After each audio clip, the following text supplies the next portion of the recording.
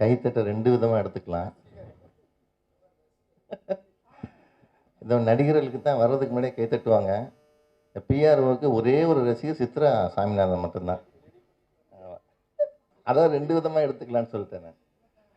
இந்த காலை வேளையில் பல அலுவல்களுக்கிடையில் இங்கு வந்து பொறுமை காத்து தேன்மொழி தஞ்சாவூர் ஆடியோ ரிலீஸுக்கு தலைமையேற்று நடத்த வந்துள்ள திரு கலைப்புலி ஜி சேகரன் அவர்களையும் இப்போ இந்த ஆடியோ ஃபங்க்ஷனுக்காக வேண்டி இங்கே வந்துட்டு வேறொரு வேலை காலையில் பாண்டிச்சேரி போக வேண்டியவர் இதை நம்ம கேட்டுக்கொண்டதற்குனங்க சின்ன தயாரிப்பாளர்களுக்கு எப்பயுமே உற்ற நண்பனாக இருக்கும் இந்த ஆடியோ ஃபங்க்ஷன் கலந்து கொண்டு பாண்டிச்சேரி செல்ல இருக்கும் திரு கே ராஜன் அவர்களையும், இந்த படத்தில் பாட்டே எழுதலை ஆனாலும் ஒரு ஆடியோ ஃபங்க்ஷனுக்கு வந்து இந்த பாடல் வெளியீட்டு விழாவுக்கு வந்து பெருமை சேர்க்க வந்திருக்கும் கவிஞர் பிரைசூடன் அவர்களையும்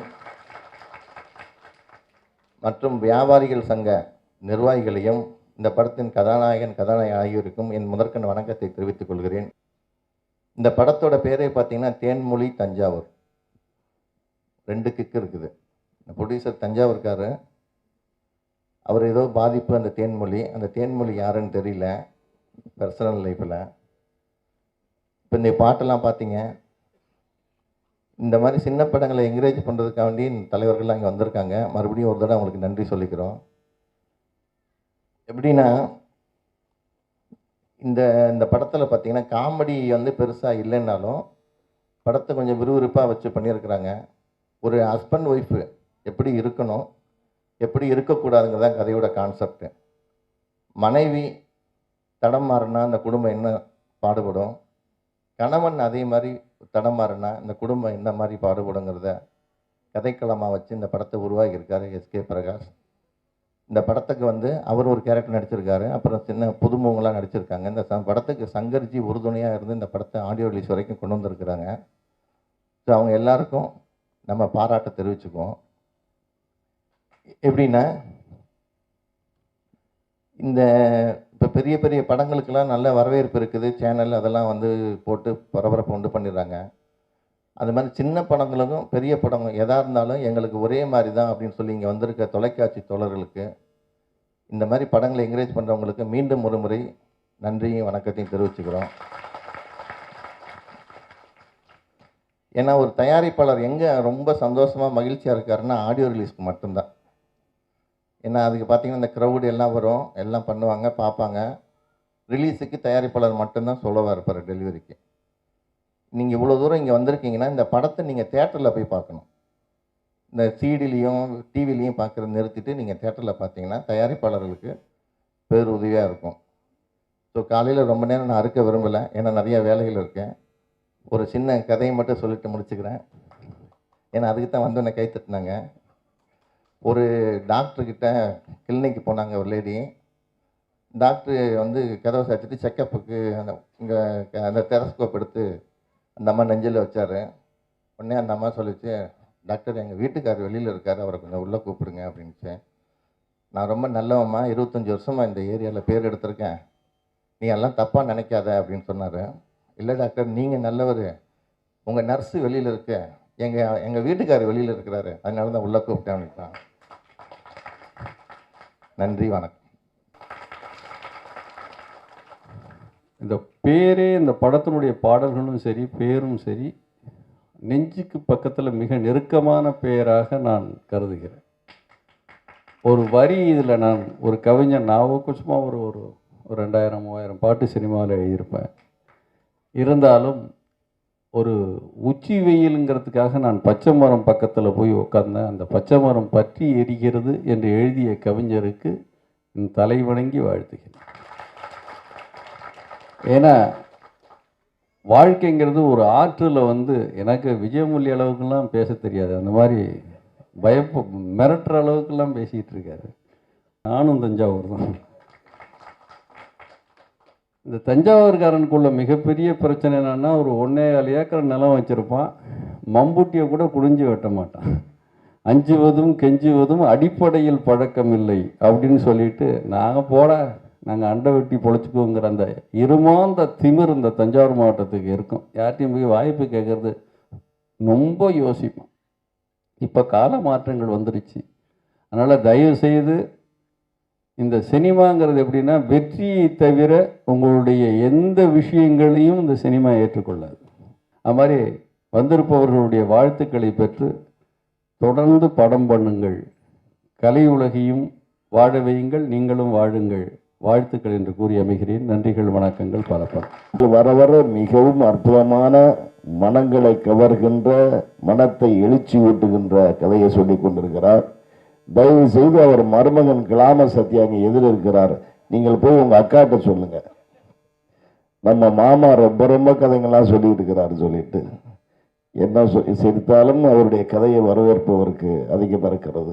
இந்த படம் அனைவரும் புதியவர்கள், அது ஒரு தாய் குலங்கள் தளம் தாக்கி வந்திருக்கின்ற இந்த திரைப்படம் மாபெரும் வெற்றியை பெற்று இந்த திரைப்படத்தில் ஈடுபட்டிருக்கின்ற இயக்குனரும் சரி, அதனுடைய நாயகரும் சரி, விநியோகஸ்தர் என்ற வசூல் களத்தில் பெரிய வசூலை பெற வேண்டும் என்ற வசூல் தான் உங்களது வெற்றியை நிர்ணயிக்கும். பத்திரிகைகள் பாராட்டலாம், அவர் பாராட்டலாம், எல்லாம் கைதட்டலாம் என்று சென்று விடுவார்கள். ஆனால் திரையரங்குகளை நிறைந்து நீங்கள் வசூலை பெற்றால்தான் நீங்களுடைய கடனை அடைக்க முடியும், அடுத்த படம் திரையிடப்பட முடியும் என்ற ரீதியிலே நீங்கள் பெரும் வெற்றி பெற்று பெருவாழ்வார பிரார்த்தித்து விடைபெறும். நன்றி, வணக்கம். ஒரு படம் எடுக்க பேர் போட கூட ஒத்துக்க மாட்டாங்க. பேரே போடுறதுக்கு முதல்ல சினிமானாலே நம்ம தாய்மார்கள்லாம் வீட்டை விட்டு போயிடுன்னுவாங்க. நடிக்கிறேன்னு அந்த காலத்தில் சொன்னாலே நீ கூத்தாடி பய வீட்டுக்குள்ளே இருக்காதுன்னு சொல்கிற காலம் போய் இப்பொழுது நடிப்பதற்கு சில தாய்மார்கள் ஒத்துக்கிறாங்க. பரவாயில்ல, நல்ல திரையுலகம் இல்லை நாடக உலகம்னு. ஆனால் தயாரிப்பு என்ன யாருமே ஒத்துக்கிறதில்ல. அப்பா குடும்பமே பாழா போயிடும், நடுத்தருக்கு வந்துடும்டா, வேண்டாடா கண்ணு அப்படின்னு சொல்கிற காலத்தில் இந்த தாய்மார்களே தயாரிப்பாளர் என்ற பெயர் போட ஒத்துக்கிட்டாங்கன்னா நான் உண்மையே பாராட்டுகிறேன். தமிழ் திரையுலகம் தாயுள்ளத்தோடு நல்லா முன்னேற்றத்துக்கு வரணும் என்பதை முழுமையாக நான் வாழ்த்துகிறேன். அருமை தம்பி எஸ்கே பிரகாஷ், ப்ரொடியூசர், டைரக்டர், கவிஞர், dialogue writer, screen play, story அத்தனையோடு நடிப்பும் கலந்திருக்கிறது என்று கேட்டு நான் மகிழ்ச்சியோடு அவரை வாழ்த்துகிறேன். கடையில் கூட இப்போ திருட்டு விசிடி பயந்துமை சில கடையில் விற்க தான் செய்கிறாங்க. போலீஸ்காரன் என்னைக்கு திருந்துறானோ அன்னைக்கு நீ என்ன சட்டம் போட்டாலும் இந்த சிடியை ஒழிக்க முடியாது, கடத்தல் ஒழிக்க முடியாது, கள்ளக்கடத்தல் ஒழிக்க முடியாது, கருப்பு பணம் ஒழிக்க முடியாது.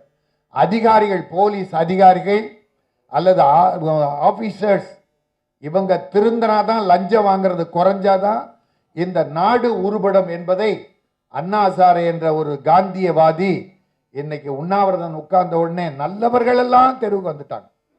ஆக இந்த நேரத்தில் இதை ஒரு சின்னதா சொல்லணும்னு ஒரு எண்ணம். இனி எங்க போனாலும் ஒரு நிமிஷம் அல்ல 2 நிமிஷம் இந்த விஷயத்தை சின்ன சின்னதா சொல்லி மக்களுக்கு ஒரு விழிப்புணர்வு உருவாக்கணும்னு நினைச்சேன். அதுக்காக இந்த மேடையை நான் கொஞ்ச நேரம் பயன்படுத்தினேன். நல்ல விஷயம் என்றால் ஏற்றுக்கொள்ளுங்கள், இல்லை இதெல்லாம் தேவையில்லைன்னா என்னை மன்னிச்சிருங்க. என் அருமை தம்பிகள், மன்னிச்சிருங்கன்னு உடனே இது சொல்ல தேவையில்லாத விஷயத்தை இங்கே சொல்லிட்டேன் நினச்சிங்களோ, அதுக்காக கை தட்டினீங்களோன்னு நினச்சிக்கிட்டேன். ஏன்னா விஜய் முரளி சொன்னா 2 பேர் கை தட்டிருக்காங்க, ஒன்று இப்படியே எடுத்துக்கலாம், ஒன்று அப்படியே எடுத்துக்கலான்னு. ஏன்னா எங்கள் சித்ராலட்சுமி சுவாமிநாதன் கை தட்டினா அது அடிக்கடி நீ வர்ற இடம்ல எனக்காக கைத்தட்டு அப்படின்னு செட்டப் பண்ணி கொண்டாந்த ஆளு. இந்த தம்பி கைத்தட்டுனா இல்ல போதும், நீ செக்ஸ் உதாரணமா சொல்லிட்டு இருக்க, இது வேணா புளிச்சு போச்சு, புதுசா இது சொல்லுன்னு இந்த தம்பி. அந்த 2 பேர் 2 விஷயமா தமாஷுக்கு நானும் தமாஷ் சொன்னேன். அவர் என்னமோ தெரியல, நேற்று இன்னைக்கு தான் ஒரு பேச்சை நான் கேட்டேன். ஏதாவது ஒரு பொடி வச்சுட்டு முடிக்கிறாரு, ஆனா நிர்வாக திறமை உள்ளவன். என்னுடைய நிருபர்கள் அருமை தம்பிகள்லாம் வந்திருக்காங்க, தொலைக்காட்சி தம்பிகள்லாம் இன்னைக்கு வந்தாங்கன்னா படத்துக்காக மட்டுமல்ல, என் அருமை தம்பி விஜய் முரளியுடைய அன்பா அழைப்புக்கு தான் அதிகமாக வந்திருக்காங்க, கூட படத்துக்கும். இன்னொன்று தம்பி, நீங்கள் பேர் போட்டாலும் போடலான்னு எனக்கு கவலை இல்லை, நான் அதை பற்றி ஒரி பண்ணுறது இல்லை. ஆனால் சின்ன படங்களுக்கெல்லாம் இந்த வர்றீங்களே, நான் உங்கள் பாதம் தொட்டு வணங்குகிறேன். நம்முடைய இயக்குனர் பிரகாஷ் அந்த தம்பியை வாழ்த்தி, இதில் நடித்தவர்கள் அத்தனை பேரும் வாழ்க, அத்தனை பேரும் நலமாக இருக்க வேண்டும் என வாழ்த்தி விடைபெறுகிறேன். நன்றி, வணக்கம். அது என்னோட வாழ்க்கையில் நான் எழுதின பாட்டு தான். அந்த பாட்டு எவ்வளோ உண்மையான விஷயத்தை அனுபவிச்சிருக்கேன் எனக்கு தான் தெரியும். இன்றைக்கி நல்ல நாள், பெரியவங்களாம் வந்து வாழ்த்திருக்காங்க, பேசியிருக்காங்க. பெரிய லெவலில் வந்திருக்கு இந்த படம். சினிமாவில் வந்து ஒருத்தன் இயக்குனர் ஆகிறது மட்டும் முக்கியம் இல்லை, அவன் வியாபார ரீதியாக வெற்றி பெறணும், அதுதான் முக்கியம். அது எப்படி பண்ண போகிறோம், எப்படி பண்ணால் கரெக்டாக இருக்கும்னு தெரியணும். சாதாரண ஆள் கூட இன்றைக்கி தயாரிப்பாளர் ஆகலாம், ஒரு ஆட்டோ டிரைவர் தயாரிப்பாளர் ஆகலாம், ஒரு கண்டக்டர் தயாரிப்பாளர் ஆகலாம், ஒரு டீ கடை முதலாளி தயாரிப்பாளர் ஆகலாம். எல்லாத்துக்கும் தேவை முக்கியமான ஒரு யூனிட். ஒருத்தர் நம்பி போனால் எல்லாரும் ஜெயிக்கலாம். ஆனால் எல்லாரும் ஜெயிக்கணுன்ற உணர்வோடு வாழ்ந்தீங்கன்னா கண்டிப்பாக எல்லாரும் ஜெயிக்கலாம். 6 கோடி மக்கள், இப்போ 8 கோடி மக்கள் வச்சுங்களேன், மொத்தம் 800 தேட்டர்ஸ் இருக்குது. ஒரு ஆளுக்கு 50,000 எனக்கு தேவை, மொத்தமே 200 பேர் தான். இந்த 8 கோடி மக்கள் 200 பேர் கிடைக்க மாட்டாங்களா? ஏன் இல்லாமல் போயிட்டாங்க? என்ன பிரச்சனை? எங்கே போனாங்க? 800 கோடி மக்களில் 200 பேர் ஒரு 50,000 வச்சுட்டு இருக்க மாட்டாங்க. ஸோ அந்த 200 பேர் சேர்ந்தாலே என் தயாரிப்பாளர் எல்லாம் ஜெயிச்சிட்டாங்க. அந்த 200 பேருக்குமே ஒவ்வொரு நாள் வருமானமே 20,000 ரூபாய் ஆயிரும். ஒவ்வொரு தேட்டரோட கலெக்ஷன் இப்போ ப்ரீவியூ வந்திருக்கு, கியூ ப்ரொஜெக்ஷன்ஸ் வெறும் 8,000 ரூபா 10,000 ரூபாய்க்கு ஒரு நாள் பிரிண்ட்லேயே, ஒரு நாள் ஷோலேயே வந்து ஒரு நாள் பிரிண்ட் காசு எடுத்துடலாம், 2 நாள் போட்டோ காசு எடுத்துடலாம், 3 நாள் 50,000 அதிகமாக சம்பாதிக்கலாம். Publicity it is a main. இந்த ப்ராஜெக்டோட மெயின் வந்து பப்ளிசிட்டி. இப்போ நான் தேட்டர் வந்து அடுத்த மாதம் ஃபிக்ஸ் பண்ணுறேன், என் படம் அடுத்த மாதம் ரிலீஸ் ஆகுதுன்னா இன்றைக்கி அந்த 200 பேர் 100 பேர் சேர்ந்துட்டாங்கன்னா நான் 30 லட்ச ரூபா செலவு பண்ணி பப்ளிசிட்டி பண்ணுவேன். என் படமும் சன் டிவியில், கலைஞர் டிவியில், ஜெயா டிவியில் இன்றைக்கி அவங்க படங்கள் போகிற மாதிரி டெலிகாஸ்ட் ஆகிட்டு இருக்கும். அவங்க ஓன் சேனல்ஸு, அதனால் அவங்க நான் பேபிள்னு போட்டுட்ருக்காங்க. பட் நான் பே பண்ணுவேன், நானும் அந்த பப்ளிசிட்டி பண்ண முடியும். பட் எனக்கு என்ன support, theatres owner support, Sekar அண்ணன் சப்போர்ட்டு, இவங்க சப்போர்ட்டில் இருந்தால் பண்ணலாம். ஒரு தேட்டரை கன்ஃபார்ம் பண்ண டிசிஆர் போகிறதுக்கு ஒரு மீடியேட்டரு, அவருக்கு சம்பளம் 200 ரூபா. ஆனால் அவரு நினச்சா கூட ஒரு படத்தை விட்டு போடலாம். அப்போ அவரோட சம்பளம் ஒரு நாளைக்கு 10,000 ரூபா. இதெல்லாம் யோசிக்க மாட்டேன்றாங்க, செய்ய மாட்டேன்றாங்க, புரிய வைக்க ஆள் இல்லை. பிரச்சனை மேலே பிரச்சனையை பேசிட்டாங்க தவிர பிரச்சனை தீர்க்கறதுக்கு வழியை காணும். ஸோ எனக்கு தெரிஞ்ச விஷயத்த பேசியிருக்கேன். சத்தியமாக நடக்கும் நடக்கும் நடக்கும், இது உறுதி. ஆனால் கான்ஃபிடெண்ட்டாக ஒர்க் பண்ணும். So I am a business man. Sai international, Sai international பேர் வச்சதுக்கு காரணமே அது ப்ரைவேட் லிமிடெட் இல்லை பப்ளிக் லிமிடெட். கிட்டத்தட்ட 200 பேர் அடுத்த வருஷம் நிச்சயமாக என் ப்ராஜெக்டில் இருப்பாங்க. கண்டிப்பாக நான் கடினமாக உழைப்பேன், சேர்ப்பேன். இவங்களோட ஆசீர்வாதத்தால் நிச்சயமாக முன்னுக்கு வருவேன், ஜெயிப்பேன். நன்றி, வணக்கம்.